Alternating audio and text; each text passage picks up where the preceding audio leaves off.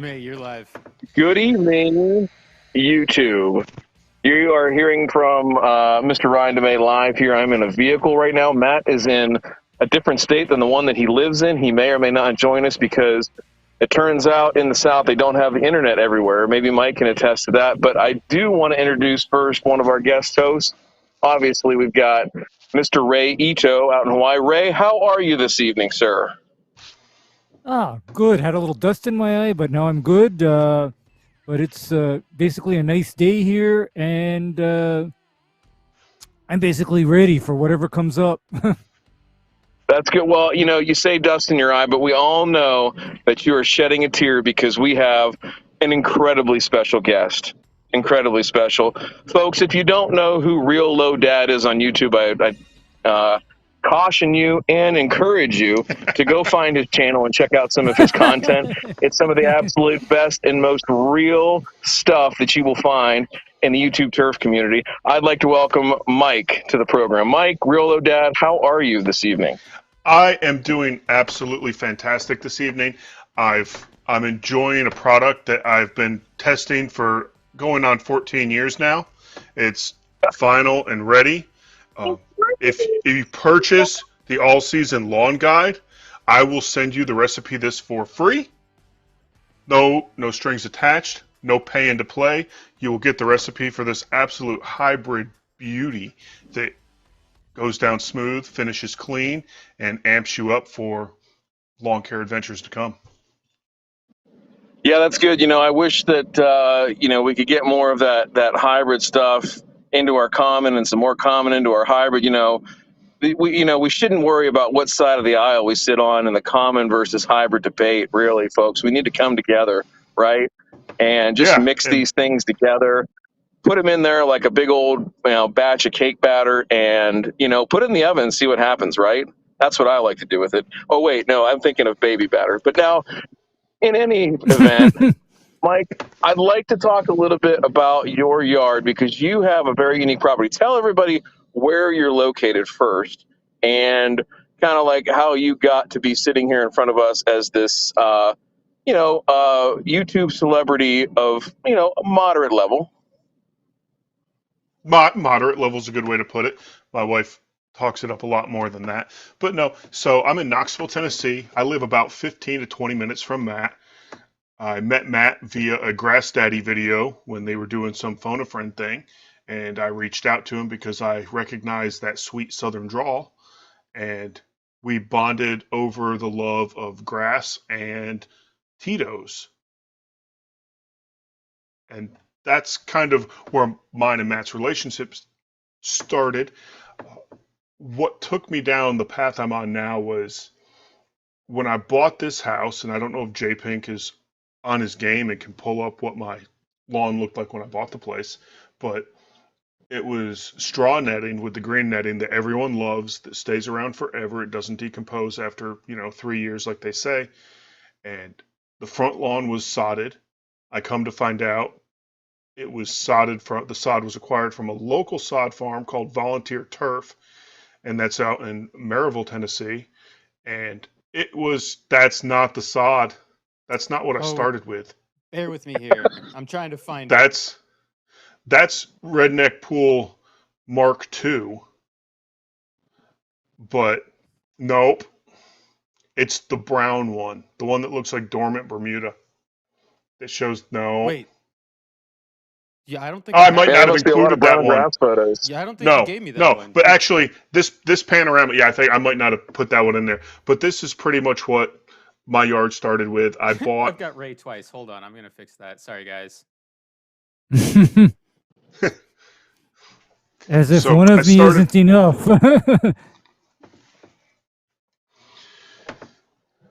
So I bought a couple extra pallets I bought a couple extra pallets of the sod, which I come to find out now, and this is after meeting Matt, that this sod is straight Kentucky 31, which unfortunately is the greatest cool season grass ever invented. But I was able to sod kind of, if you look just to the left of the swing, there's a white toy in the lawn. The sod got to about there. And as you can notice now, it's all dead. Granted, it is wintertime, and it would be a perfect before picture before applying a fertilizer product I'm trying to sell to show what it looks like in winter versus the middle of summer. But the soil is like a silty, just nasty. Matt loves the soil because he's had great success growing things in it here, but I couldn't get anything to grow because everything was ripped down. And it's hard to tell now, but this photo shows the pronunciation of the swales in my back lawn. Like in the back section of the fence where it dips down, it's now hidden by my glorious shed. But all the water from all those houses up on the hill, all that water drains down through my lawn. And then I've alleviated the swale that kind of cuts through the middle of the lawn through a 6-inch atrium drain with a pipe that runs down through and discharges in that main swale. But I started with that. It was a Kentucky 31 sod, and this was random seed of, just going to big box stores.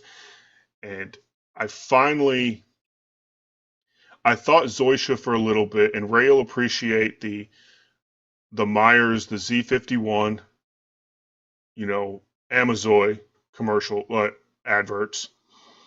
My father-in-law did those in his home, in a previous home, and he did tons a year. I was like, oh, I can do that as well. Zoysia, look, the ad says it doesn't grow. I only have to mow it once a month. All of that's a lie. But I thought about doing that, but I ultimately settled, and this was after stumbling between lawn site, around the yard, and the birth of the lawn forum. But ultimately, I settled on Bermuda. I couldn't find a locally sourced Bermuda. Didn't feel like, wanting to pay for sod. I wish I would have at the time.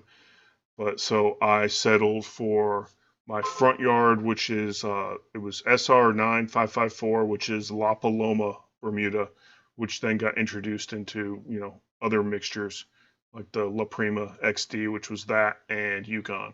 And then the backyard the following year went totally Yukon.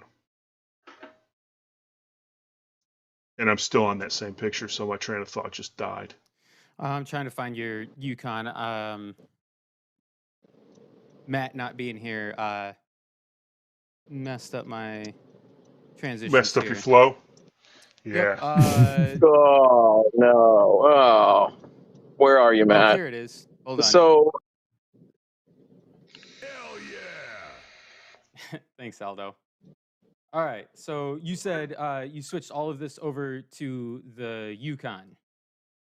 Yeah, I did a test plot with Bermuda, and this here was the Yukon. So it was the same year that we had Redneck Pool Mark III, which I still have. And this was an absolute nightmare. All the green in between the fire pit and that peninsula bed, all of that was crabgrass. The topsoil I brought in, because I had to raise the whole area, like from fire pit forward, I raised probably close to 8 inches to eliminate the swale, to make it more of a even lawn. But all of that dirt, and it was an extremely wet spring, and it was very hard to find quality sifted topsoil. All of it was infested with just ridiculous amounts of crabgrass and goosegrass. I fought goosegrass that year all season long, and I pretty much, pulled what I could when it was young. Sprayed. Is this the prep work that you're talking about that you did? Yes. This was this was the prep work. So the John Deere there, that was a ridiculously expensive investment. That set me back a lot of money. But no, I put the kids to work, and that actually worked. They had fun, and they pulled that drag mat around the entire lawn all day long. They had an absolute blast. And so this is the weed pressure that you're talking about? Yeah. So a lot of crabgrass in there. Don't have a lot of goosegrass in that picture, and that was mainly mainly up behind the pool, and then a little bit down, kind of where the walkway is, kind of up near between, yeah, kind of like right in front of the fire pit there. Okay. Okay, that's some pretty crazy crabgrass, but thankfully, due to modern technology, it's not insurmountable by any means. No, the biggest problem I ran into was, so I decided on Yukon after lots of deliberation between that and Princess 77. Mm-hmm. And being where I'm located in Knoxville, our winters aren't bad, but we can have some absolutely terrible winters every now and then. So I went with Yukon solely on the basis of its increased cold tolerance, Right. ignoring the one downfall of its inability to withstand a quinclorac application when it's young. Supposedly, Mm-hmm. UT has done studies where found after a couple seasons, it's less It, get, susceptible to damage it from gets better, quinclorac. Yeah, it gets right? better, but quinclorac's the number one crabgrass. Like if you want to take out crabgrass, that's one of your prime modes of action, and I couldn't use it, so I ended up using dismiss. This is the Make one that you had labeled as winter kill. Yes, so this was, I want to say 2019. So this was the spring of 2019. This was mid-May, Mm-hmm. and that whole area, and we had a terrible winter that year. And so all the dead was winter kill. And it freaked me out because I looked at the success I had the previous season with the front lawn as a determination if I'm going to go full Bermuda with the back lawn. And so this was happening right at the same time. Yes, you can leave Stephen Abernathy. Okay. So Um, John Cruz, real um, quick, wanted to know why the fire pit went away as well. transport axles and the increased traffic from using a greens mower around it. Uh, just traffic stress on the grass. So I took it, and it's now in an area off to the side, but it is going away. So there was the fire pit. Yeah. And you can see right in front of it there. Well, this was also still during the grow in. So, but going around the area, I had to make a couple passes. Oh, that's a good picture there. The story behind that. But I removed it just to make my mowing easier. Every change I make to my lawn now regarding things is to make it easier to mow with the greens mower. So back to your winter kill, and then you had this one marked winter recovery. Yes. So Beautiful. the whole area where it was dead is I harvested plugs from the good area, and my front lawn's not that big. You know how big it is, J Pink. You've worked it, but Only took like 300 forks. but so I harvested the plugs, and then the area around it was also below the soil level was below the level of the driveway and sidewalk. And so I wanted to bring that up because I was real mowing. I had the McLean at the time, and I needed to easily transition. So I filled it all with sand, made a pretty good, as good of a transition as I could between the sand and the soil there while the plugs were establishing, and then added more sand to blend it in once the grass was established. And going from what it was with the winter kill to plugging to recovered was roughly around 5.5 or 6 weeks. And that was weekly applications, AMS, running a fifth of a pound, quarter of a pound sprayed, I was able to do it with just a little 1-gallon hand can, such a small area, and it worked beautiful. And that's like one of the things where it's like, that was a seeded Bermuda lawn. I could have purchased the same seed and dealt with all the troubles, problems, issues with the seed of, that I faced the year before establishing it, but plugging did it just as fast and without the headache and weed pressure with seeds. Yeah, That's a great Mike, point. The in other thing general, I would say too. Oh, go ahead, Ray. Go ahead. yeah, because here almost nobody uses Bermuda seed or any kind of seeded turf grass. Nobody does it here.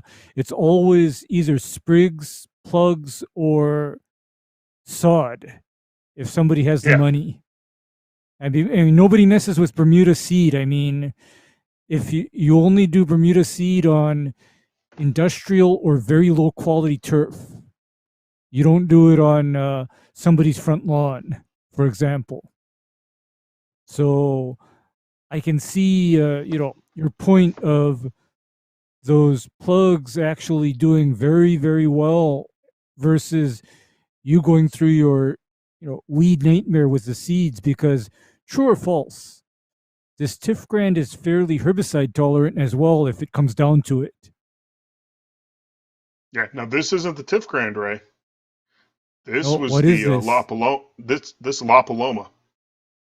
La Paloma? How is that doing? Because I actually have a little bag of that in my fridge right now.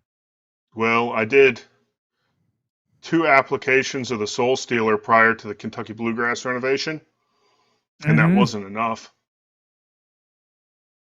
But Ray, Ah. I attribute that just to it's a common Bermuda grass. It has the deeper rhizomes, and Mm-hmm. so it really honestly needed 3 or possibly 4 applications over a longer period, almost over a 2.5, 3 month period Right, right. It needs to more to get to rid of kill it. yeah, to kill it all, because it came, like, starting, I guess it was about July of last year, I noticed Bermuda coming back. Matt offered Pilex at that time, and since I was gung ho Blue Muta from that point, from my test plot next to the driveway, I was like, forget it. I'll just let it mingle. And Mm-hmm. yeah, you had so yeah, that this was one was July July 4th last 2020. year. Yeah, so July 4th last year, and that is 99.9% Kentucky bluegrass in Knoxville, Tennessee, mowed at 1/2 inch. Nice. Beautiful, beautiful. What And it's doing now just as well today, if not better. uh so as far as Kentucky Blue here in Knoxville, how do you feel with disease pressure, fungicides, and that kind of thing? Do you feel like you're watching for it, waiting for it to happen, or is it pretty manageable? It's extremely manageable. I talked with Ray about this going into it, as what kind of fungicides do I need to look at purchasing and having available on hand, and he gave me a list of like 5, and then when I added up the cost to purchase those, it scared me. But outside of what I thought was fungus when I seeded it, which wasn't, I had a little issue last year that propiconazole took care of, and after I did propiconazole, and I did a curative rate one time. It was actually a little bit more than the curative rate, but then I went on after that preventative rate, a low preventative rate, and then also the Clearys, the 3336. Mm-hmm. And I haven't had to use anything this year. I've noticed no disease pressure in the front lawn. It's it's been awesome, and a lot of that I attribute that to mowing low, or I'm not letting that grass get 2.5, 3.5 inches tall to create, you know, shade and retaining excess moisture, because I'm not on a sand based front lawn. I mean, it's a silty clay, and So it's keeping basically it's the like dirt. Yeah, it's dirt. and so keeping the canopy thin with the real mowing, allowing the airflow to go through. It's drying the grass out before any disease pressure can set in. Right, right. Because I think, Mike, you and I kind of talked about that point as well, where I told you your best bet for keeping the bluegrass may be to keep it thin and short versus long, because I know that in my area, grass becomes a disease issue if it's not mowed low enough. It just Yeah, happens. and that Yeah, was I like mean, when I was on with lawn guarding. People are like, "What do you use for fungicide?" I was like, "I don't really." I'm like, I thankfully I don't have that problem, and a lot of it I hmm attribute to where I'm not beating the hell out of it with a rotary mower. hmm It gets mowed, when it needs to get mowed. Up until recently, I haven't mowed in about 10 days right now, but the front yard's not growing. right. It's not growing, and true or false, you're also managing it based on a very moderate nutritional program as well. You're not Yes. forcing forcing a lot of surge growth or trying to make it blue with nitrogen, for example. You're kind of keeping it more on the moderate nitrogen side. Yeah, I do granular applications. I use X Green just because I have lots of it. Right now, Mm-hmm. that's early spring, so that started pretty much late, mid to late March and into April. Oh, This is this one here, that I'm going to divert to this real quick you because had this this one was, marked X screen. yeah, so this was last year was my foray into minimal applications of nitrogen because Mm-hmm. before that I was just pounds on the ground, throw it down, 1 pound a month, keep going. And after talking with you and learning and then researching, that's not needed. And so over the winter oh of like 2019, Sunday reached out to me because they obviously didn't watch my videos, or they may have, but they didn't realize kind of what I was doing. But they wanted me to try the product, and I was like, I fought with it for quite a while, but I ultimately decided because I was like, let's see what it is, and it kind of fits the minimal NPK that I was shooting for Mm-hmm. last year. And so Mm-hmm. this picture here on screen right now is I had kind of a demilitarized zone or demarcation line that ran from the corner of my patio down to my hose, where everything in the foreground, the light, patchy nastiness, I treated solely with Sunday products. I used their recommendations on application rates. And granted, it wasn't for my whole yard because that's what they gave me, but I was able to do the math. I measured out what I needed to do, marked on the bags. And so I applied exactly that, what Sunday wanted me to apply, and I applied it there.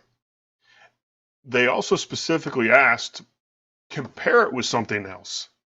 I was like, okay, Oh. well, I have my X Green products, and this was coming off of the winter of experimental peptide stuff that I mowed all winter long because it wouldn't stop growing.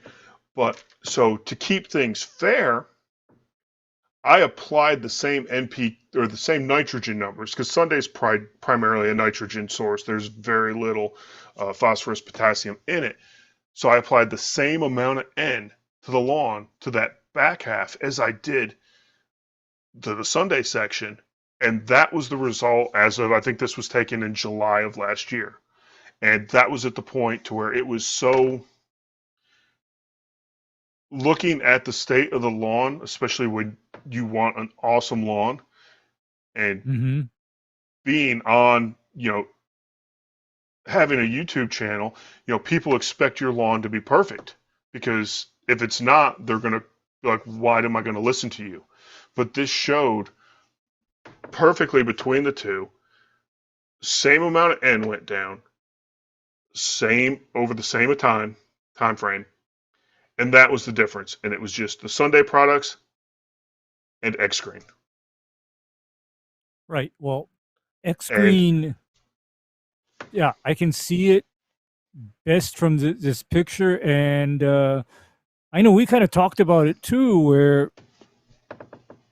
X Green is mostly urea plus some, organic based, additives, whereas the X Green was a solid, nitrogen, potassium, and iron, and I can see the difference, in the color of the grass and even in the density. yeah, there was the There's a iron with big. the X Green, but at the same time, I could have used Scott's Green Max at the exact same rates and Mhm. probably would have gotten similar results to that, or even Scott's Turf Builder, because the amount of N I put down, I don't remember now off the top of my head. I'd have to find it, but it was ridiculous. And Sunday, I think their goal for total N for the season was around 1.2 pounds of nitrogen per thousand square feet for the year, which is well For the below year. pretty much every recommendation for any type of turf grass except probably centipede. But Well, that's I centipede. We don't need to do. talk about that. No, don't talk about centipede, but 1.2 pounds of N per year doesn't sound scary to me, but the difference is that Sunday is devoid of phosphorus, potassium, and It's of micronutrients. everything else you need, and Yeah. but it's funny. It's like that was their main goal, and so right now I've been tabulating this year the amount of N, and I'm tracking other things, but I only talk about the amount of N because, frankly, when you start getting too scientific in videos, people start tuning out. You have to keep it Mm-hmm. kind of simple. So if I can just do pounds of N, that's easily relatable to anyone.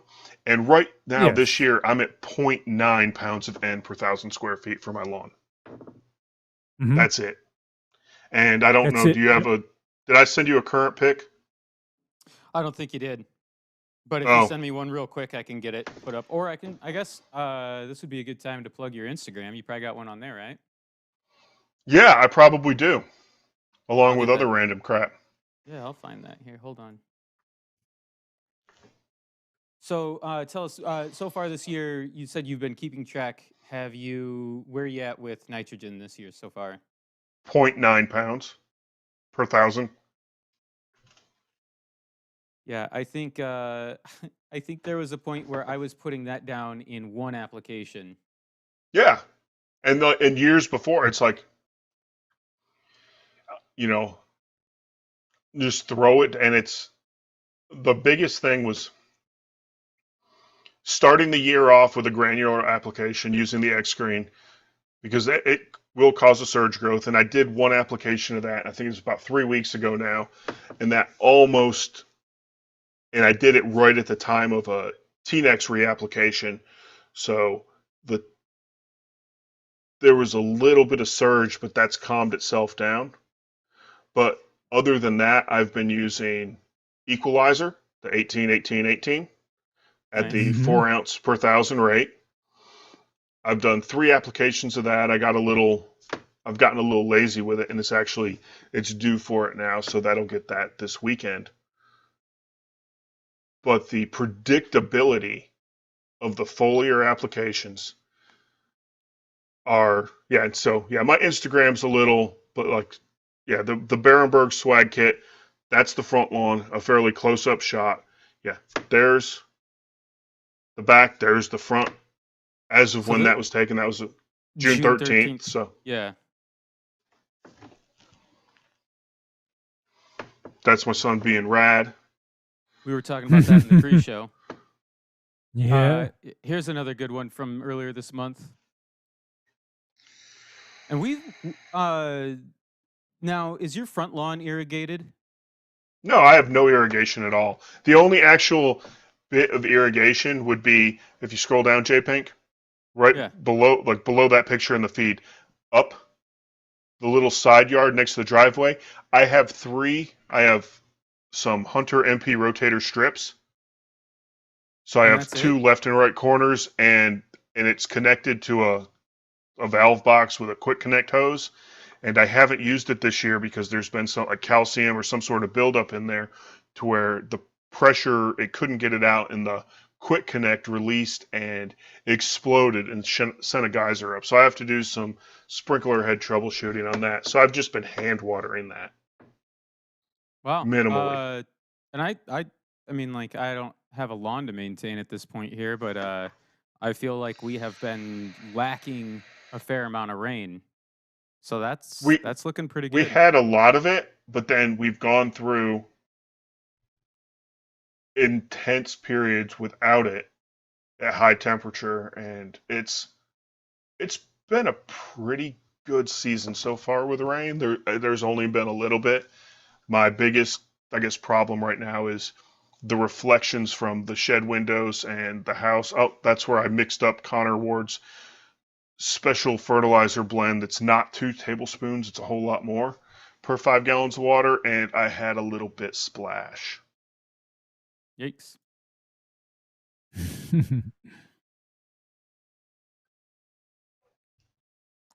Jacob Morris said I cannot hire someone to fix my sprinklers because I don't have RH levels of cash flow.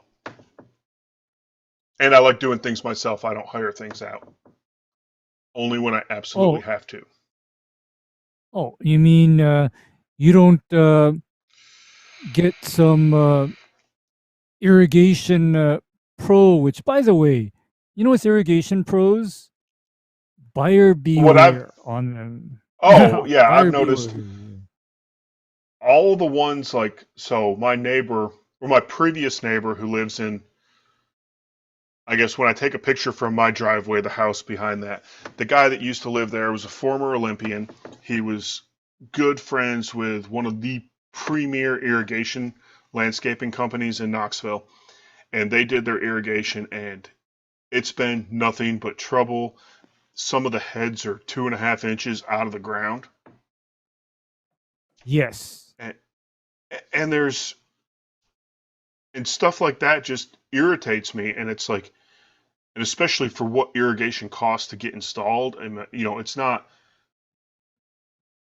cheap. It's not like crazy expensive. It's not like putting in a 50,000 gallon gunite pool expensive, but you're looking 5 to 10 grand depending on the size of your lawn and the size of, and the spec of equipment you're putting into it, and not taking the time and care to make sure it's done right, and to make sure the homeowner won't inadvertently chop the freaking head off of one of the nozzles with their lawnmower.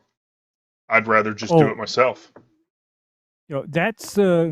that's just a good point there, because guess what my pet peeve is when I do turf maintenance. Irrigation My and pet grounding rods. no irrigation, especially irrigation, because there's two things that will have me cussing. Number one is a head that is high. Number two is an irrigation head that is jammed right up to somebody's sidewalk or concrete or driveway. I mean, Oh yeah, that so you will can't get piss in to me work off. on it No, actually, it's because I can't even edge You can't someone's lawn off nicely, because without the risking. sprinkler head. Well, I told you Yeah, about my edger blade, right? I told you about my edger blade, right, Mike? you use your rotary scissors exclusively for edging, don't you, Ray? No, actually, for edging against sidewalks and driveways, I have Do a you what have they one of those? call golden edge blades, and what that is Yes. that's a carbide insert on top of a steel disc. And do you know what that does to a pop-up irrigation head? Oh, it destroys it instantly. It cuts it right in half. Exactly. So I just get really ticked off when somebody has all of their irrigation heads jammed right up to the cement edge. I mean, that just drives me nuts. The other one that drives me nuts is when people have their head in a concrete corner, and you know how the head is? It's a couple inches high off the ground, number one, and it is literally jammed to the very, it's tight in the corner. So that's just enough room for the grass to grow all around the head, but there is no reasonable way to mow it or No, trim you it have to get even. out there with some grass scissors and cut around it. And that's like, I Oh, guess, a hell, neighbor a few houses down. He bought one of those. They were $100 at the time. I think they're 150 now. But I think they're the little Rainbird, 6-head self irrigation kits that come with a little hose Mhm. timer and all that. And he put those in. It works, but they're all 3 inches above the ground because he didn't. He just dug down deep enough with a 4-inch blade edger to bury the line, and then just let the Oh, heads yeah. sit where they're at. Oh, yuck. Oh, yuck. I mean, that would be my nightmare too, is knowing that somebody's line is that, you know, that high in the ground because Matt thinks I'm nuts, but I actually have one of those Geo Ripper machines. The Geo Ripper is that machine that looks like a chainsaw, except it will put a 12-inch trench in the ground very easily. Well, you need And to the come trenching, visit and bring that with you. I think a lot of people on the Discord, for example, would love for me to have that packed in my suitcase for Yeah, just various bring it along. reasons. It'll get past TSA, no problem. Put it in your carry-on. But No, so it's like, and yeah. like how we verged into DIY aspects. And I've always been a Hmm. DIY person Right. for everything. And that's one of the reasons where I did the Flex series, my reel replacement, and it took forever filming it, Hmm. and I didn't do as good of a job as I wanted to on it, but I showed enough of the process. Oh, look at that thing. That's what I'm talking about. Has the Th- 811 sticker on it. this is what you've got, Ray? Yes. Yeah, look at that. Yeah, I need one of Man. those.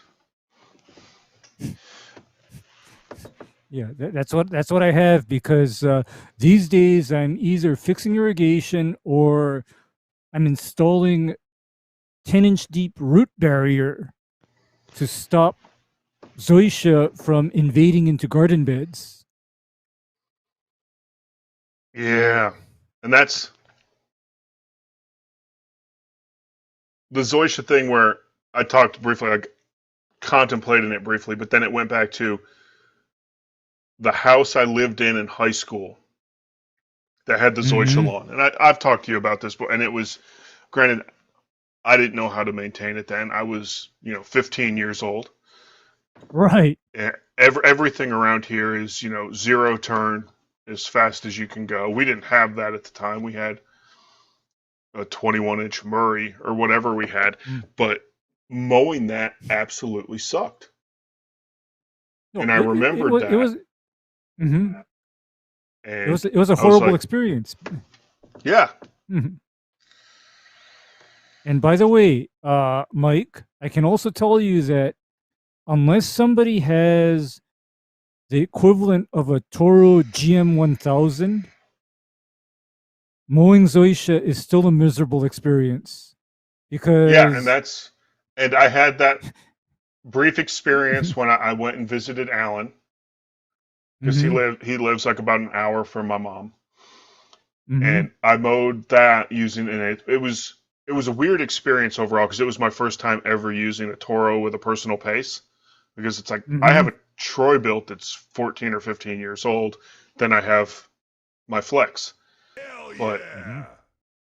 it was Thanks, love my such a lawn. horrific experience going Yeah. back. It's just seeing that, and it was. I can't I couldn't. I don't think I could recommend Zoysia to anyone when there are other viable, better options. Well, the way I could imagine living with Empire Zoysia, like what Alan has, is I'd put my Greensmaster on it, and I'd literally be keeping it at a half an inch. I'd send it with the growth regulators so that it doesn't grow, more than an inch tall in a week. But otherwise, that thing would be cut That back short. when I was skinny.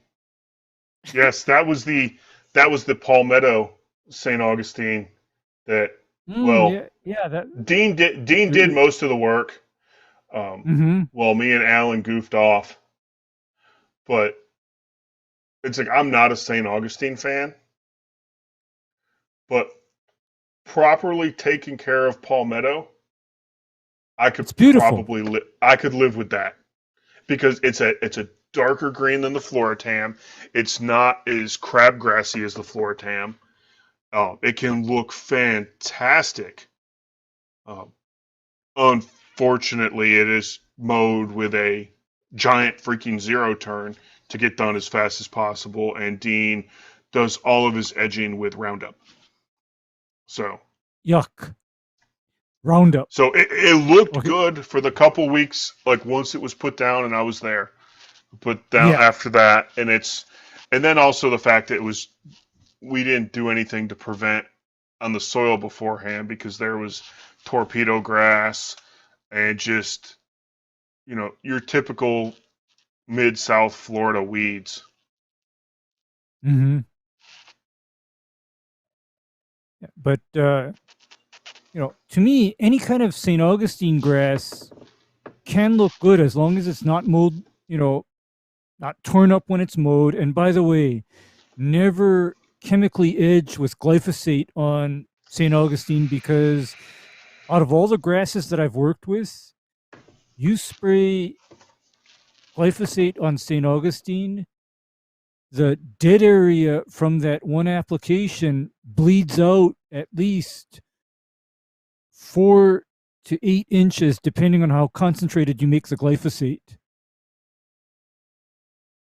It is probably And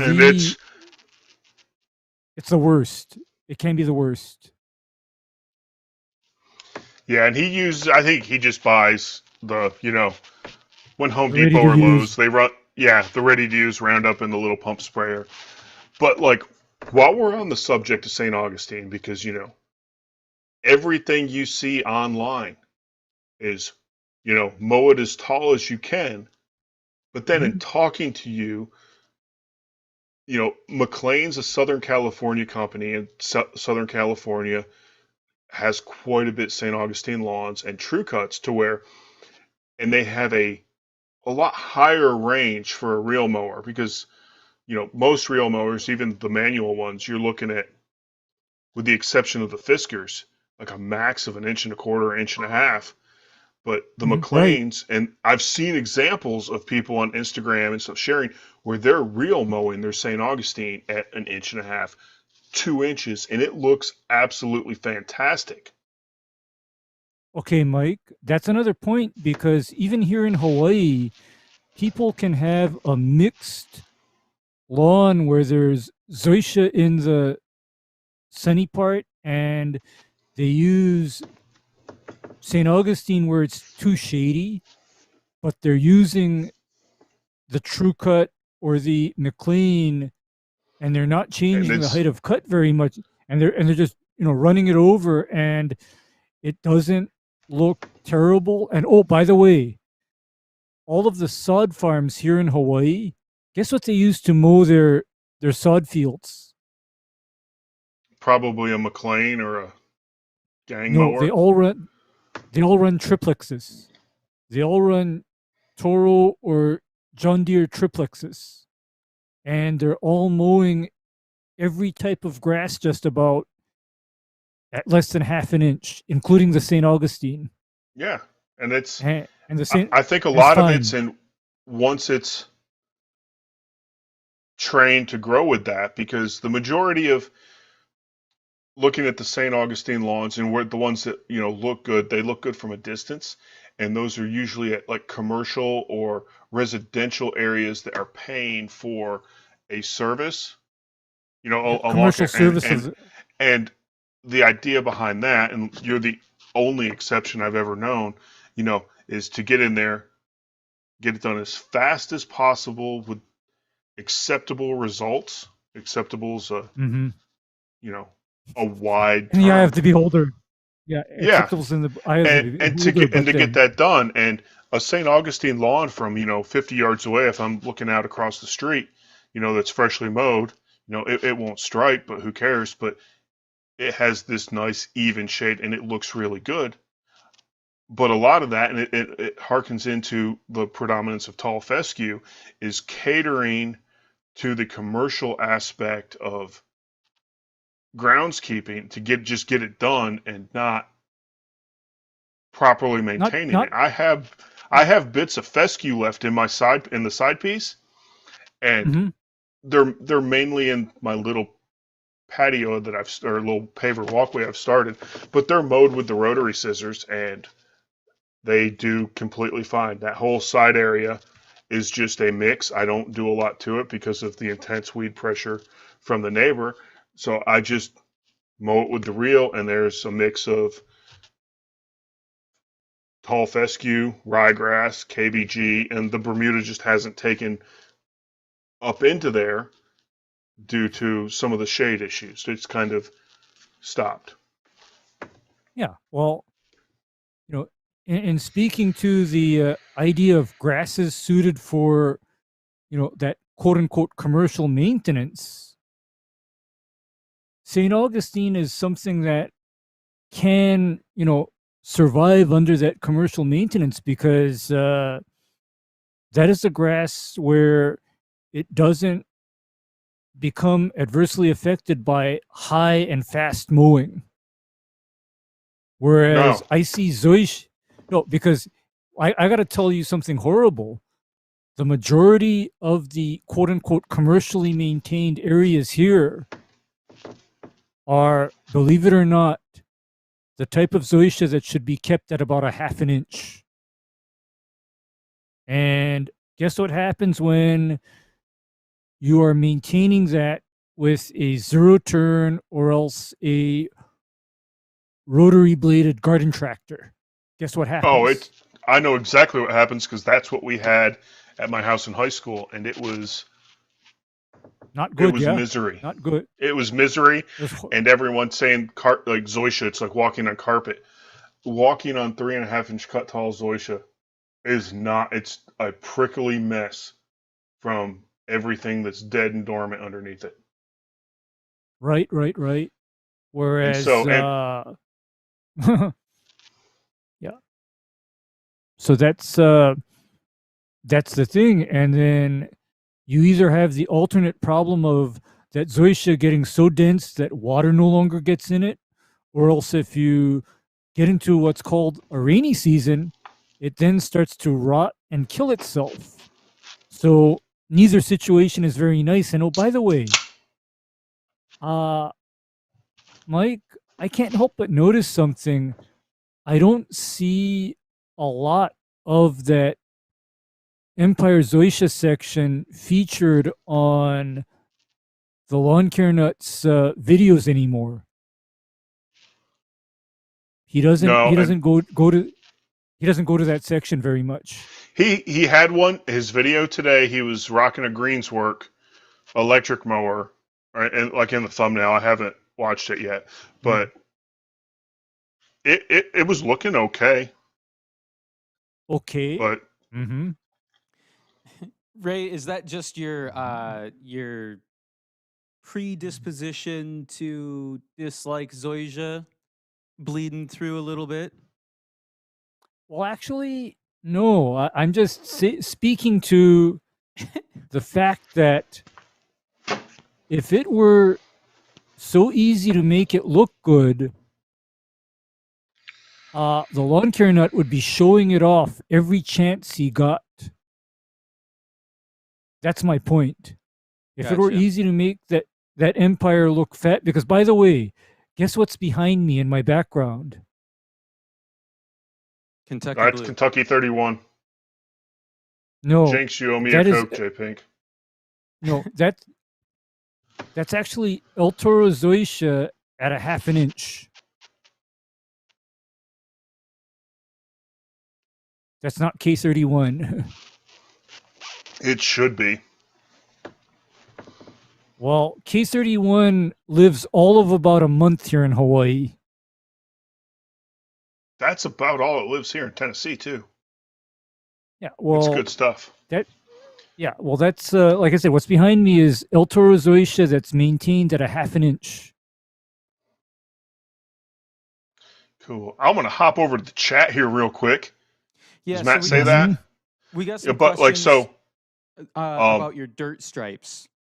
Oh, see, the greatest thing about that is, I planted Kentucky bluegrass.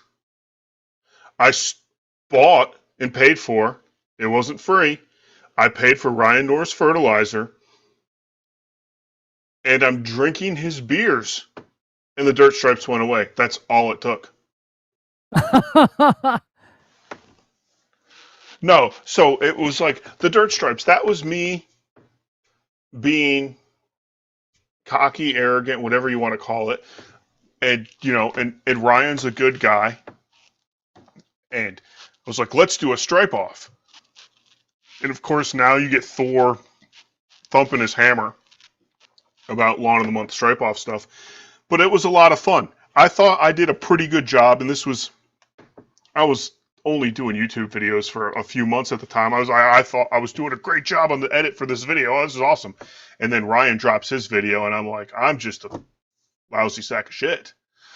But no, it was a lot of fun. And the dirt stripes coined from a comment that someone made, and it was like more like dirt stripes, and it was just absolutely awesome.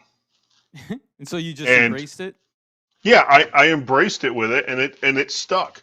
And with there, and this was, I think, yeah, that was the same year we just come back from vacation, and so trying to bring it back down. But like, okay, so here, I think this might show why I got rid of the fire pit. So yeah, stopping there, and then so I'm turning 300 pounds around, dancing, and I thought this video was delisted because the audio was unsynced. I don't know where you got that from.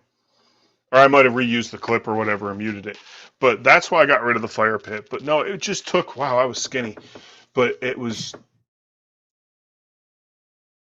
Yeah, the that dirt stripes were the pain of growing in a seeded Bermuda lawn because the first year will not look good. And then on top of that, because I like to learn and know and understand things. It's like, yeah, I can read it and be like, yeah, do this or don't do this. But I wanted to know why. And so I overseeded that same year with perennial ryegrass to see why they say not to do that. And it was the allopathic effects of the ryegrass coming, into spring when the Bermuda was waking up and that ryegrass was going to stress. And that's why you don't do that.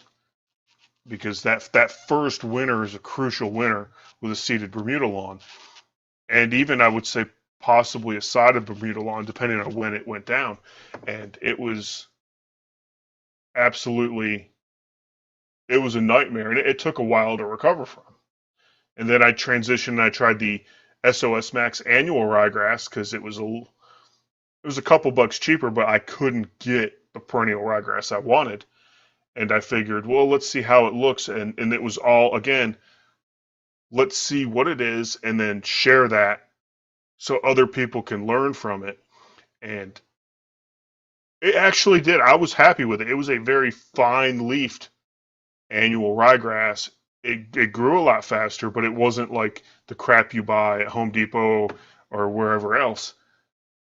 But holy cow, this year where it went to seed before, yes, some of those seeds matured when they dropped, and it came back. because that annual ryegrass, I put it down in mid-September, and it really didn't do anything. It didn't start germinating until daytime temperatures were below 40 degrees. And it germinated like crazy between 35 and 40 degrees.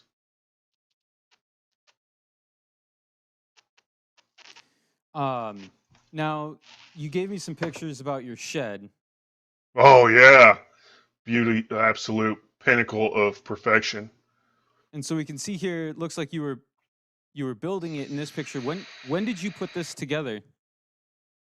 So actually, this, I was looking through, and hold on, I can get a date. I think it was 2015.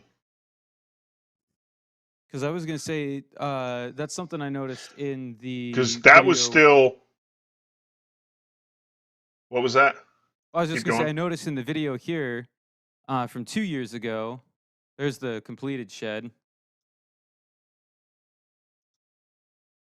Did you not have a shed before to put all your stuff in? Was this just something you added, or did you have a shed there that you had to take down? No, I built that. There was nothing there. Everything was kept in the garage. And yeah, so it was Labor Day weekend 2015 is when I built this. And it was, I printed off graph paper. I drew all the plans, laid out all the studs, all that on graph paper for every wall, the flooring, did the foundation, digging out the hole, filling back with gravel, setting blocks, running 4x6s for the support underneath. Totally stick built the thing. The cool thing about it was like, so I'm in an HOA, and HOAs suck, yeah, whatever. But we had a stipulation at the time to where if there was not a reply within 30 days, it was an automatic approval. And the neighbors that used to live like right behind me, so like right behind the shed, they hated sheds because, they can become dilapidated, look like crap. And they were both on the HOA. One was on the board and one was on the architectural committee. So both of them had to approve that. And they just ignored it. And being that I was the former president of the HOA, I knew all of the bylaws, all the CC&Rs. So I was well aware of all the rules. And so what I had is I had an order ready to go with the contractor's desk at Lowe's. And the morning of day 31, I called him up on the phone. I was like, run the card and get this stuff delivered. And they had it out to me that afternoon. Like I'd already been working with them. And so we started building it. And it's like I used hardy siding. I priced it out using like T111, stuff like that. And now right now, this shed, if I tried building it today, would probably cost me $5 or $6 grand. I built that whole shed with hardy siding. I have cedar shakes in the gables. It was around $1,400. Wow. And I priced out buying one, and it's a 10 by 12, full 8-foot walls.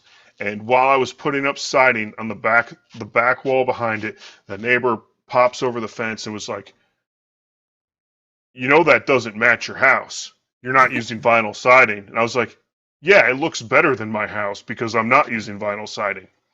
I was like, piss off. You all had your chance to deny it. And what you should have told that guy? You know what you should have told him, right? Hey, what's forever, pal?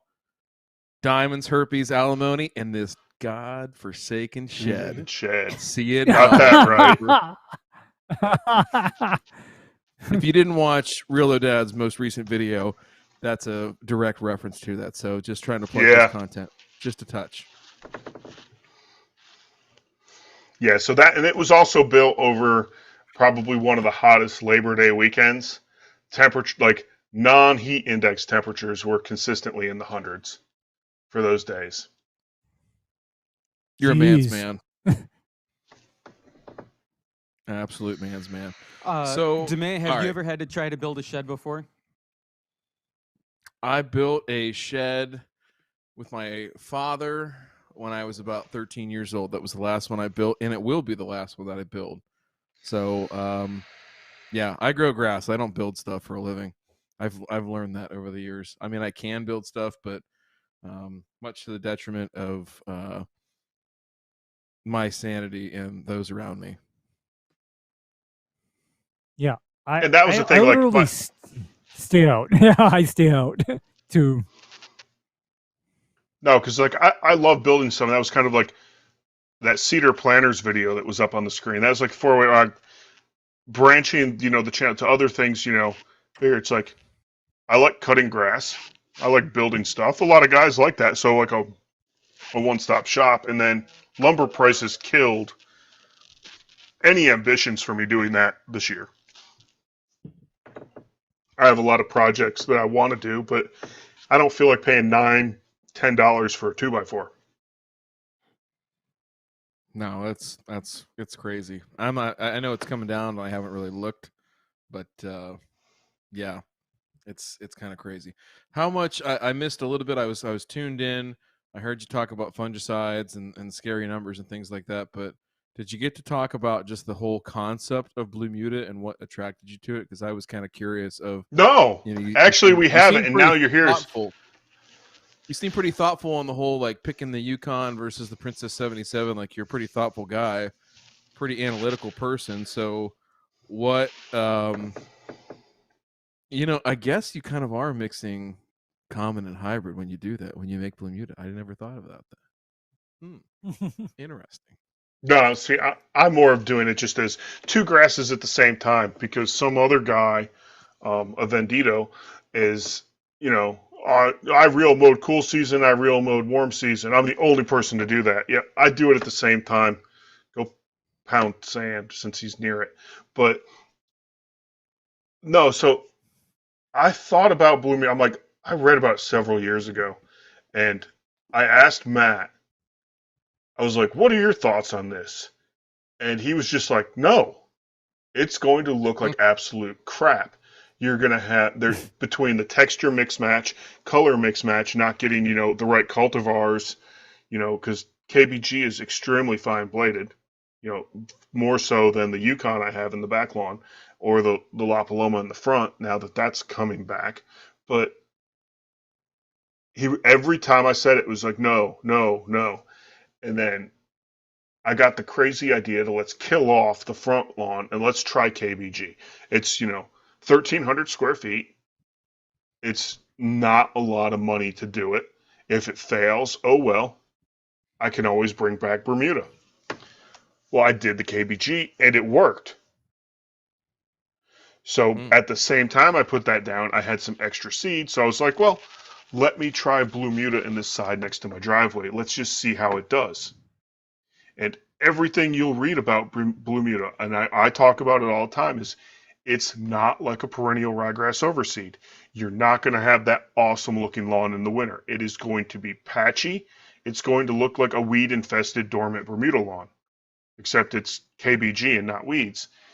And it looks that way up until, like, for my area, mid to late February. And then once the ground temperatures warm up enough that where the Kentucky bluegrass starts to wake up, it just completely fills in, and it looks absolutely banging freaking amazing until it starts transitioning and the Bermuda's fully awake, which for here in East Tennessee's, late May is once it starts really kicking into high gear.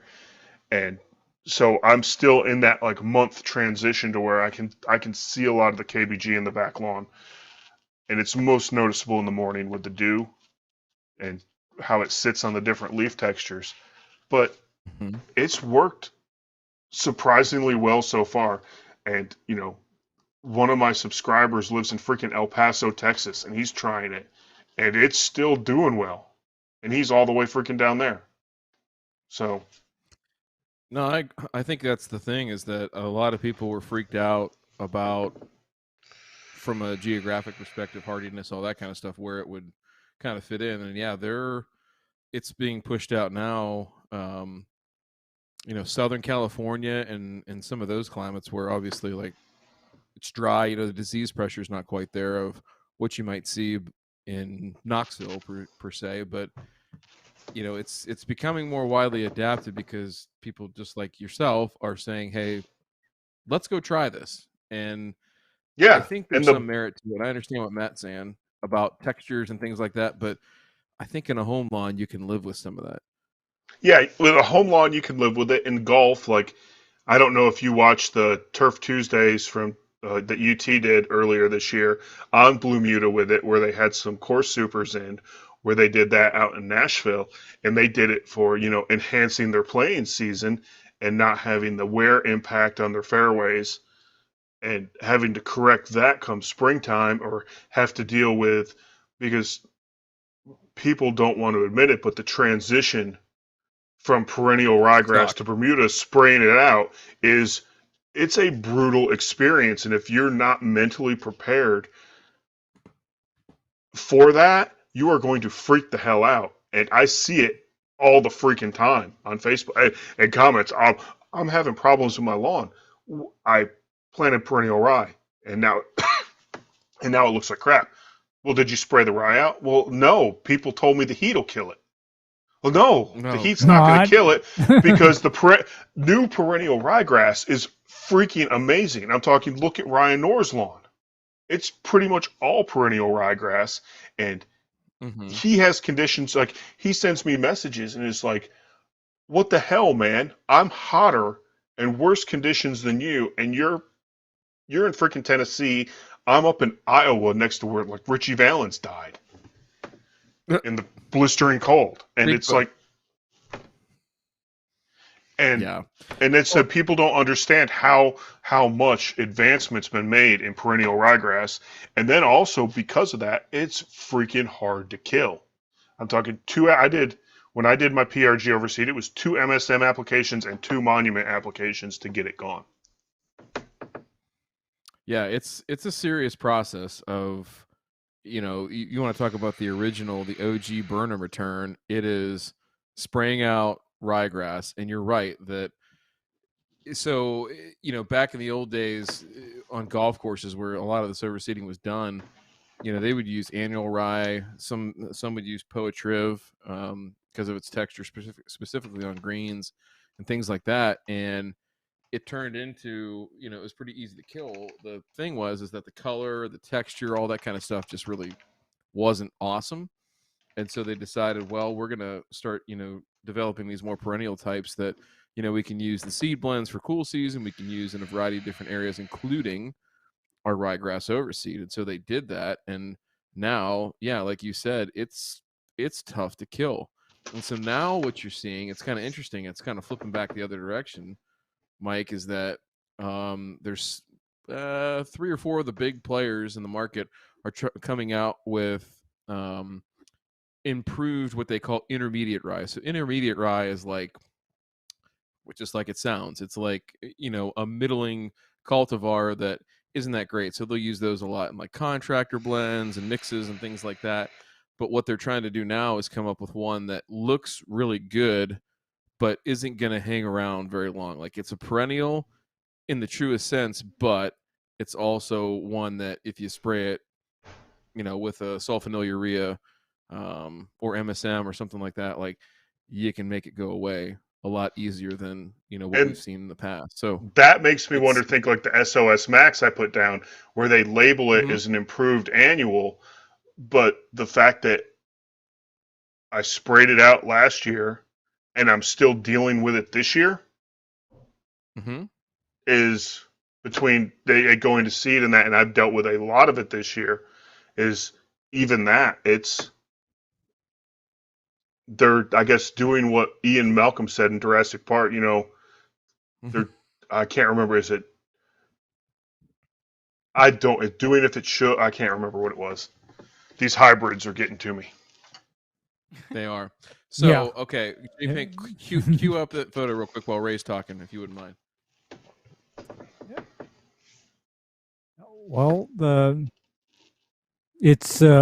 killing out the perennial rye it's all a matter of timing as well, because if you're too early, the sulfonylureas don't hit the rye too hard, but then if you're late, that sets back the Bermuda, so it's kind of a catch-22 in some Yeah, and cases. then And too early, it's not going to be as effective yeah, it doesn't work. on the Yeah, rye. because And so you're left with a dinged Bermuda, regardless of what you do.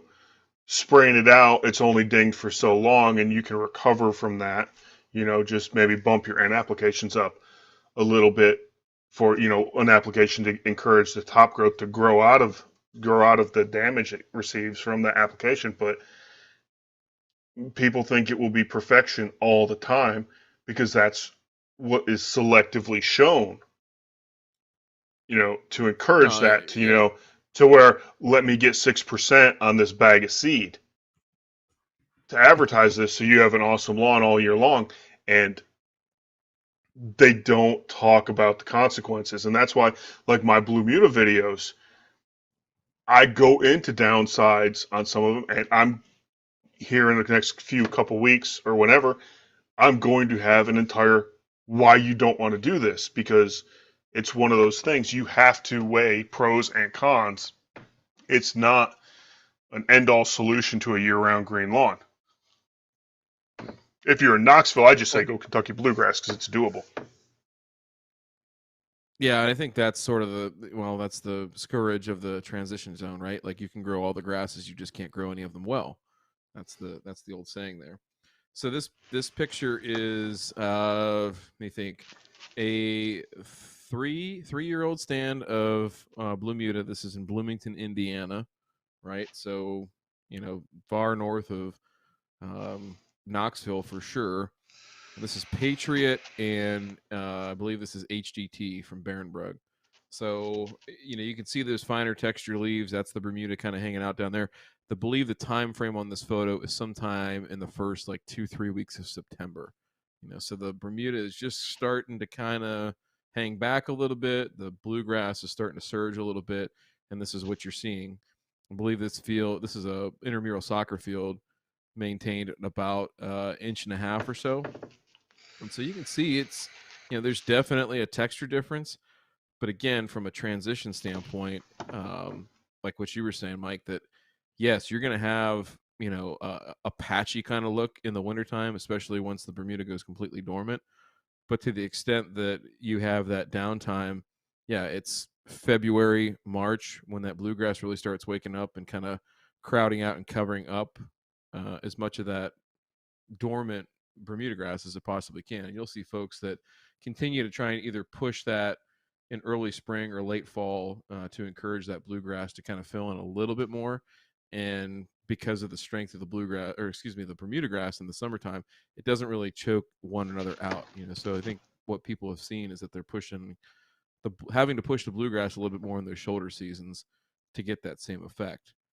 And is it the end all be all? No. I mean, there's definitely issues with it. One of the ones Ray and I have talked about ad nauseum with this is that certain weeds can be a very, very big challenge to try and control, right?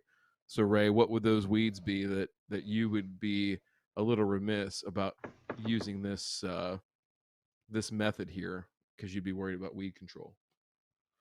okay, I'd be concerned in areas that had a Dallas grass issue and a goosegrass issue specifically, because if you go on a program to control goosegrass, you have to either pick between KBG selective or Bermuda selective. You cannot have it both ways because there's no such thing as a product that will spare both the Bermuda or the Kentucky bluegrass. And likewise with Dallas grass, it is very hard to control Dallas grass. It's very hard to control any other actually weedy species of grasses in the Paspalum genus, because if you go there, you have to pick between sparing Bermuda or sparing the Kentucky bluegrass. And because Mike, do you have other species of weedy paspalums such as even Bahia grass in your neighborhood? No, no, we're too far north for that. Though I did post a picture on a Facebook group of a plucking of my growth regulated Yukon, and just curiously asked, "What is this?" to get the responses, and Bahayagrass was one of the answers of what I have, and also St. Okay. Augustine and Mm-hmm. Kukua and buffalo grass. Kikuyu. Okay. Okay. Okay.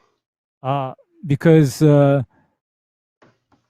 I said, my nightmare scenario, of course, is what happens when you have something like goosegrass in Blue Muta mix, because post-emergent options are nil. And you know why I say they're nil, Ryan? Because what I normally do on straight Bermuda for goosegrass is automatically fatal to a KBG lawn. It's automatically fatal. Tenacity plus Sencor. You can't put Sencor on Kentucky bluegrass. Yeah, that ain't gonna work. That ain't gonna work. And I think that's one of the challenges and that are gonna have to get worked out, right? Because you start pushing this into what I would call questionable, climates and areas of higher, particularly weed pressure, and you're gonna have some problems here. And so I think that's one too where I think you almost have to study and look at how much can you ding up, one over the other at different times of the year, right? So like if we have to go over, have to go after Dallas grass, for instance, how much abuse and tolerance can we put out there, right? That it's going to favor one over the other, and then ultimately maybe they come back, maybe they surge back, maybe we have to overseed, maybe we have to do some different things, right? And so, what a lot of folks are doing is a management strategy for these two, which is kind of funny. And I'll see if I can find a photo of it here real quick. But phrase mowing is a big thing. So those that don't know what phrase mowing is, it's basically milling out the top like 1/2 to 3/4 of an inch of the surface. So the idea is that you take out all the biomass on the surface between the bluegrass and the Bermuda grass, and then at that point you have rhizomes from the bluegrass that'll start to regenerate and come back.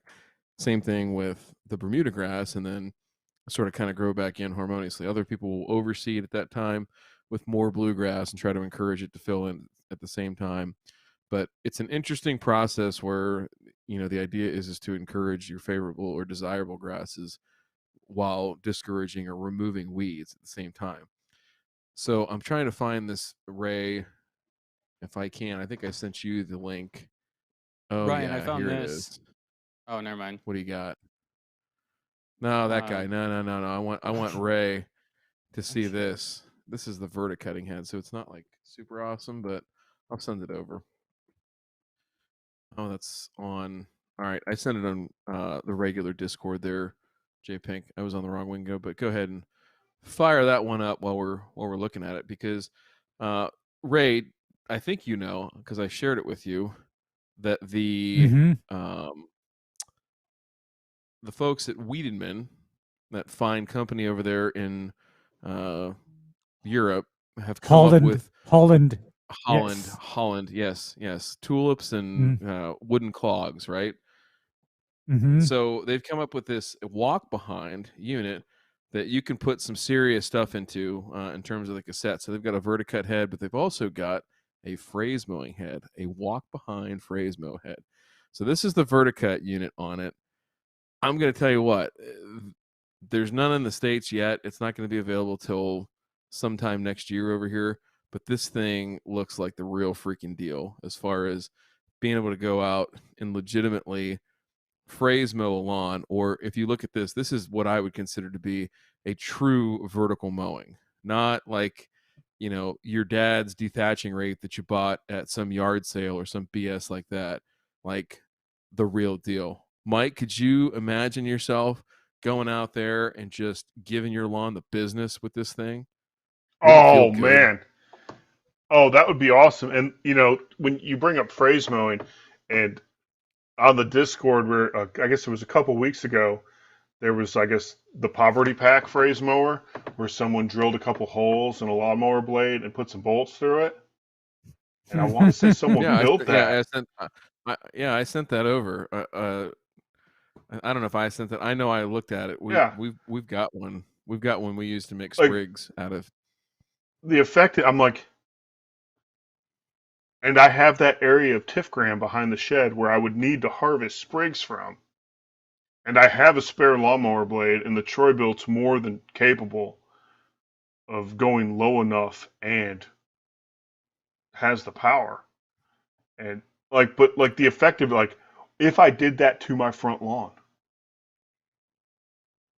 besides everyone thinking I absolutely lost it with my neighbors because they already think that, but I mean, why not just go over the edge, right, and just see what happens?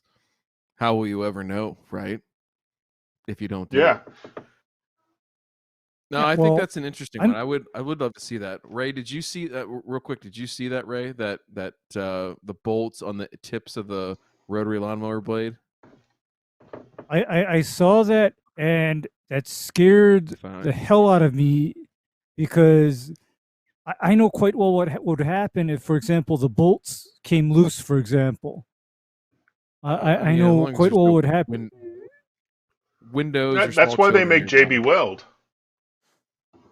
Hey, well, you see, my misgiving is when a 5/16 bolt is driven into someone's leg or points higher on their body. I mean, I actually am somewhat of a safety Sally. I mean, that's the only way that I've lived to be 49 years old. You got to give Mike credit, though, because if you've watched some of his videos, he does use JB Weld a lot. And I will say that I have met many people in my lifetime, some that are mechanically inclined, and I have found that there is a very clear division of folks that either do or do not use JB Weld. The folks that don't, we'll never know. We don't know how that's going to work out for them. The folks that do use that shit on everything, and I think Mike falls squarely in this camp. I'm glad that you brought it up. I used it on my Haida cut bar. I used it on my Haida cut bar to attach it. It wasn't like a guy I worked with back in the day at Circuit City that had an Eagle Talon TSI who had a leak in the turbo manifold, so he patched up some JB Weld to plug the leak, and the JB Weld melted. So, no, it did what it needed to do for that purpose. Oh, that's the only time I've ever used that. Okay. Well, there you go. That's not terrible. That's not terrible. But then going back to that bolt, that bolt on the end of the rotary mower. Mm-hmm. I don't know. I mean, I could imagine doing it, but I'd probably insist on that bolt being TIG welded to that mower blade as an attachment system. If you're going that far, though, I would almost cut slots into it and then get some, the concrete nails, that are, like a wedge-shaped rectangle, so they're not as, a large of a surface as a bolt. Slide those through the slots in the blade, then TIG weld those in, and then you have little mini blades going through from concrete nails. The only thing about that's a lot more work. Well, you know what I'm thinking about is I'm thinking about the actual hardness of the metal, because what I'd be, welding on would be non-hardened regular bolts, no grade 8 stuff, not even stainless steel, because do you know what both stainless steel and grade 8 do? When they hit something hard, they will shatter. And when it shatters, it will become the missile that, flies at you at 200 miles per hour. And I'm not even talking about anybody's window or car anymore. I'm talking about You. Look at that though, Ray. I mean, for 97 cents, and let's be honest, everybody's fudged the numbers on those little plastic bags at Lowe's before. I mean, we all have, right? Yeah. Let's just call it 78 cents, right? You can have those results. Mike's leaning in on this. He loves it. Look at that. Look Oh at yeah, that. that's like I'm sitting there. I was just like, oh man, I need that in my Come life. back in. You come back in. You throw a little sand on top of that, even it up. Yeah, that's where it's at right there. But you can legit make sprigs from this. Like we'll use it for repair areas and things like that. Great tool. Nice little thing to have. Yeah, somebody said that could warp the blade. I mean, at this point, if you're drilling holes in the blade, I don't think you really You care don't about care. the functionality of I'll that go motor buy blade, right? another. So, I'll go buy another $10 one at Home Depot for it. It's there Yeah. you go. There. Yeah, buy another There you go. $10 blade or something, because the whole point is that with a rotary blade, I've become aware of the importance of anything on that rotary blade not being hard or brittle. Because if anything on that rotary blade is hard or brittle, guess what happens? It shatters, break. comes apart. Yeah, it shatters when it hits something immovable, and that shrapnel will hurt you. So you got to think about that. Well, and I think what the most important part here, I guess, what I was trying to get at is that like you see Wiedemann doing this, and certainly like Swardman and some of these other companies have cassettes that go into their mower frames that are doing some of this stuff. Whether they can keep up with how hard in the paint that we want to go, I don't know, but this Wiedemann thing will definitely be able to keep up. And so I guess the whole point here was what I'm trying to get at is that the cultural practice piece, I think on the Bermuda in particular, is undersold, right? Where I think we won't be able to rely as much on the herbicides and even the technology that's available to us now to be able to control the weeds that we would know to be troublesome in that particular mix of species. And so it's going to be something like, employing phrase mowing, which quite honestly is not going to be for everybody. I mean, I would consider that to be even a further point past or a bridge too far beyond real mowing, where you might have, I don't know, 2 or 3% of the lawn community that's like, yeah, let's go ahead and real mow. It's going to be even less than that are going to say, yeah, let's go ahead and do something like this. But I it'll think be like 0.5% of 1%, that 2 or 3% that would be like, yeah, I'll phrase mow it today, and it's not. And that's what it's going to take. That's what it's going to take. I think that's what, in terms of moving in that direction, right? That here's and the other piece of this is that, and I do want to get into this here in our last little bit that we have before the show after, is that you can't always rely on products to work your way out of a situation. And Ray, I know you know that. Mike, I know that you know that, Yeah. but I'm not sure that everybody that listens to this now and that will listen to this in the future or hates our guts and doesn't listen to this knows that products will not work yourself out of every situation, right? There is not a product for every situation that you face to get yourself out of it. You can't spray your way out of it. And so I think that's an interesting thing of getting people's mindsets in that there are some very aggressive things that you can do to your grass that, while in the short term might seem, 1, scary, 2, stupid, but when you look back at it in hindsight are really good practices that make sense. It's just, can you get yourself over the hump to actually do it, live through the back end of it, and then repeat that success with regularity. So I don't know. I mean, I do you it's very, very widely different perspectives on this, because you got Mike over here who's a homeowner that's like in that very small subsect, and would you take it to the next level? And then you've got Ray and myself who would just about do anything that we had to do without fear. Well, maybe a little bit of fear, but without much fear. Yeah. So I don't know. Yeah, What do you both think about?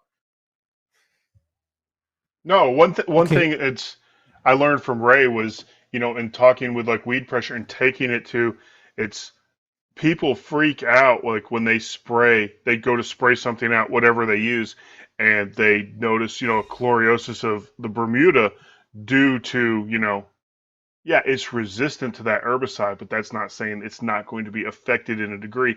And they go and freak out when there's a discoloration, a yellowing of the turf. And like what Ray has taught me was, in order to have an effective weed control from the application, you want to have that on the Bermuda in order to take out your troubled weed. And if you're not getting that, you're not doing it right. And so that's one of those downsides. But then it also comes back to, I'm in the small subset that would accept that, where everyone else, like, we live in a just-in-time economy. They want everything now, and they want it dead. That's why, Roundup has diquat added to it to give that initial kill down to show that the product's working, when in fact the glyphosate's not going to be working for 10 more days. But they need to see those results from like killing the weed, but they can't process mentally what happens to the desirable turf in order to obtain those results. Then they freak out and, go start posting places. And so if they post in the right place, they'll get the right advice, but most of the time that doesn't happen. And they then get sent down this rabbit hole of, well, you need to just throw X, Y, and Z on it as well, because that's going to solve your problem. And when in reality, and I went down that rabbit hole, and I'm going to save that for the after show. So if you want to be part of the after show, go ahead and subscribe to Matt's channel and get the link to the Discord so you can take part in that. Free plug for you there, Matt. Upselling. I'm trying to work on a deal right now with Proton Mail for my videos, so I need to learn how to do this. And if they're not willing to, to take that, they'll never. I'm like, they can get okay result, but they need to be prepared, and that's for a potential week of it being kind of yellow. No, and I Yes. appreciate you saying that. I appreciate you saying that. Ray, what do you think? What I think is, speaking to extreme cultural practices, somebody said that, oh, this lawn doesn't look so hot that's behind me, but do you know what happened to this lawn about 45 days before I took that picture? Probably something It was that probably pretty 5 harsh. inches tall. It was probably No. You know what happened to it? you scalped it to the dirt. Yes. I scalped it down to the dirt. It was dirt. And then I, grew it back, and of course, I got to tell you, the entire neighborhood was shocked at what this grass looked like, but that's okay, because afterward it grew back green, no more thatch, and the objective was achieved. If only I had one of those Wiedemann walk behind phrase mowers to actually do the job, because Mike, Ryan, getting that lawn down to the dirt was brutal, because it took a combination of the rotary scissors and my greens mower to get that done.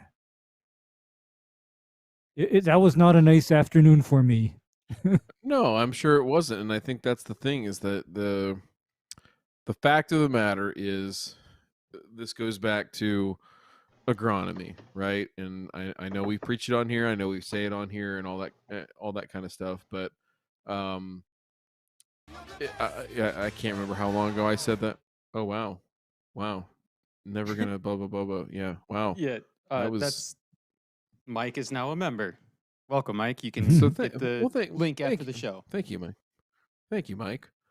Thank you, Mike.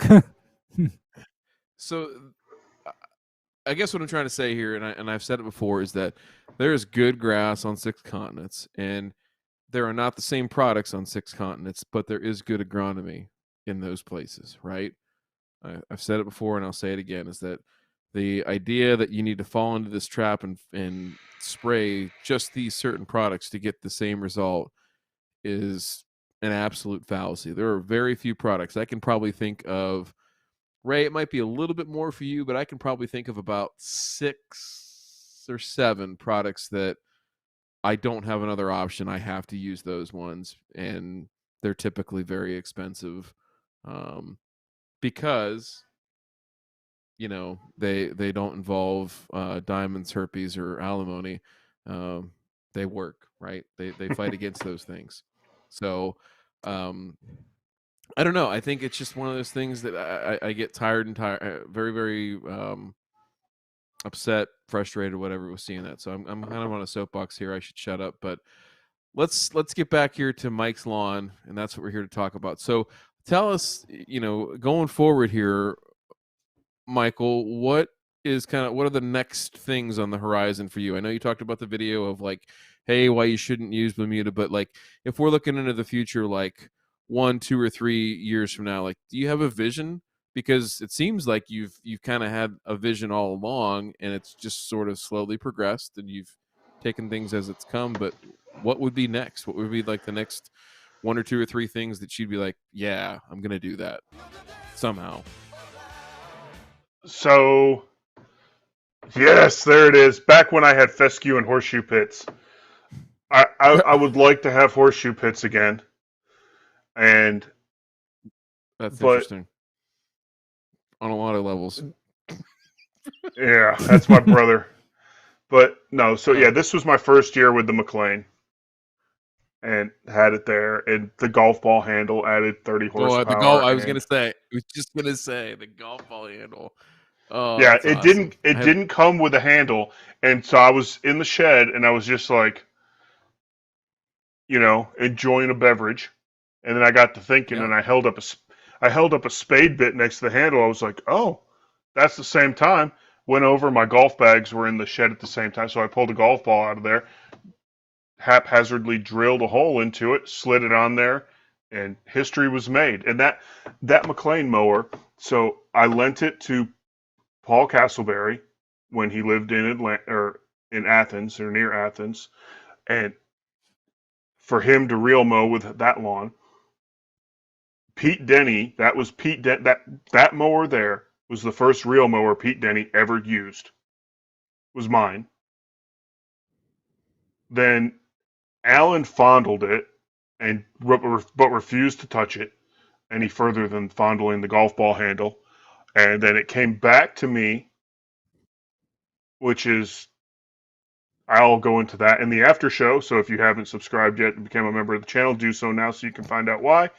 And now it is residing with Chuck of Dadding All Day, and letting him use it because it was taking up space in my shed. But for I guess never the really future, answered the questions. Yeah, the JPEG throws story. a picture up, and I get sidetracked.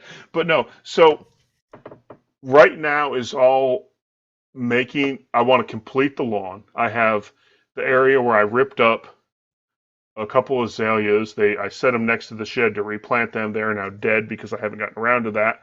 But oh well. And so that's getting slowly turned back into Bermuda. I was going to sprig it or plug it, but I'm just kind of letting it go. Then I have the other area that's like between my pool and the trampoline where I rebuilt the fire pit last year. That's going to go away. I'm going to turn all that area into grass. I want to get that completed, and I'm on a completion of lawn projects to get it in a final state. That's my ultimate goal, and hopefully probably at that time I'll sell the house and we'll start all over.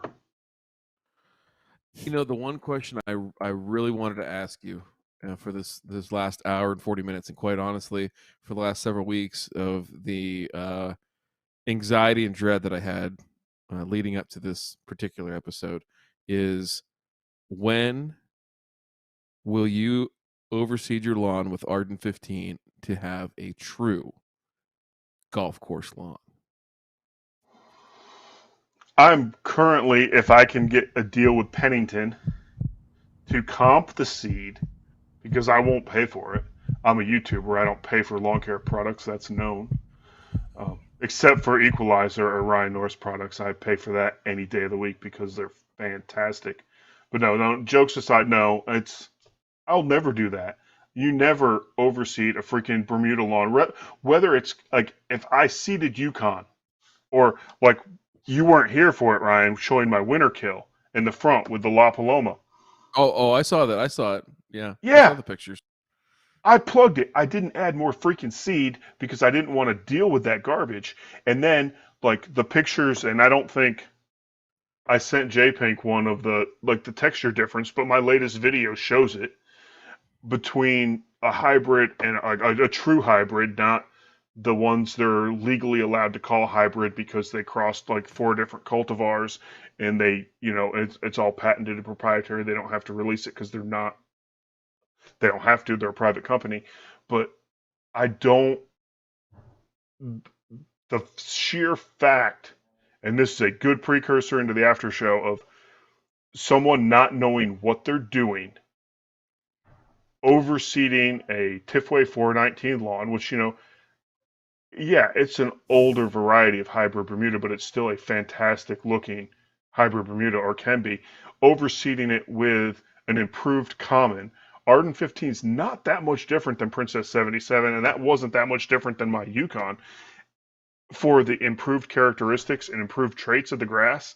And then seeing those pictures now, like outside of a wide angle lens on YouTube, seeing an Instagram picture of those and seeing the splotchiness to where my splotchy blue muta, which I anticipate splotchiness in that because it's 2 totally different grass types.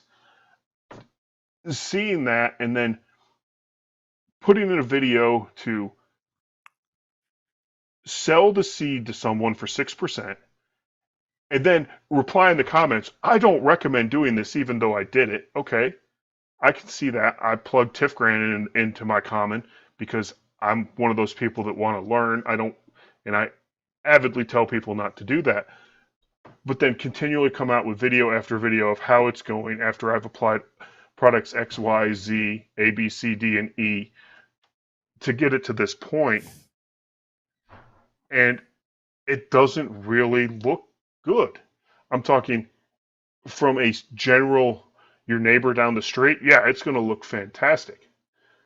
But when I can pick out texture quality differences from a like 800 by 800 pixel Instagram photo, he's taking it's being taking people for a ride, taking advantage of them, and that's why I've kind of transitioned this year into knowledge videos to where I'm teaching people. And like the video yesterday, it's not doing that well, even though I'm sharing it and trying to SEO it. But then my Bermuda Mistakes video has a crap ton of downvotes, but there's almost 300 likes on it. And thank you for saving my ass comments, followed by a lot of seeded Bermudas are heirloom and they're hybrid. But it's, yeah, we'll save the rest of it for the after show because That's a great way to finish it up. So with that, Mike, anything to add here before we get out of here and get to the after show, which I'll explain here in just a brief minute. Well, if you haven't already become a member of the Grass Factor here on YouTube, go ahead and do so now.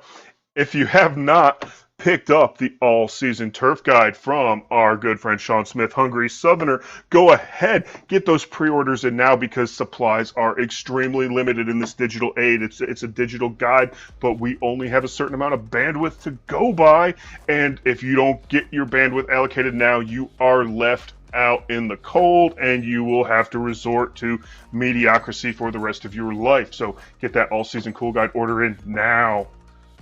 Next 15 minutes. I don't think Sean upgraded to a paid Angel Fire account, so therefore he's only got limited downloads available. So he's running his everything on GeoCities.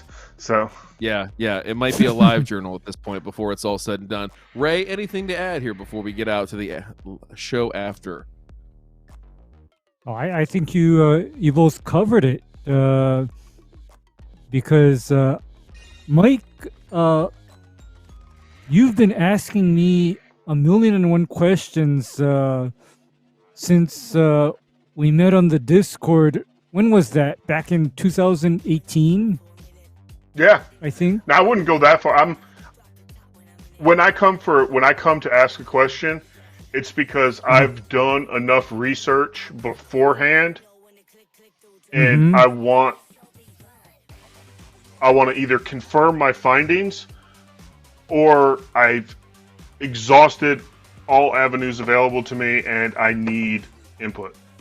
And that's one thing, I guess, is I have that desire to learn, and constantly gain knowledge. It's one of my things. But yeah, I've asked tons of questions, but it's only after I couldn't find the solution on my own. Hell yeah. Yeah, you couldn't get the answer, but then in doing that, I guess you've saved yourself a certain amount of trauma as well. To a point. You saved a certain amount of trauma, because I gotta say that is some ballsy stuff, growing KBG in Tennessee, and it's even more ballsy to be maintaining Bermuda grass at what's essentially tee or approach height in your home lawn. I mean, that takes a lot of nerve. And the fact that my KBG, I'm at 16 millimeters. So that's like roughly around 5/8. And yeah, I can see, people like further north in Ohio, Michigan, Naperville, Illinois, with some New Balances, trying to, they're doing it poorly, and I'm doing it in an area where it's not supposed to be grown. The seed is not recommended, period. And I'm doing it at a lower height of cut. I'm like right at the minimum of what Behrenberg recommends for this variety of Kentucky bluegrass. And I'm doing it with absolutely fantastic results and not spending a lot of money. It's very minimal, and I don't have irrigation, and I can tell you right now, I don't water an inch a week. So, and it does fine. Well, not like you're going to brag about it at all. Jeez. Just ignoring all of that good advice that's out there on YouTube. So with that, if you do want to hear about some of that good, great, grand, or not so wonderful advice, I'd encourage you one last time here to become a member of the channel and join us over on the Discord. There's a private link that'll be there for 10 minutes only. The show after is not meant for children. It's not meant for adults that act like children or children that act like adults. It is, however, in fact, a good place to enjoy the fruits of labor on YouTube of so many folks that try to pretend like they know what they're doing but have absolutely no idea. So with that, join us there. We'll see you next time. Thanks so much. Later.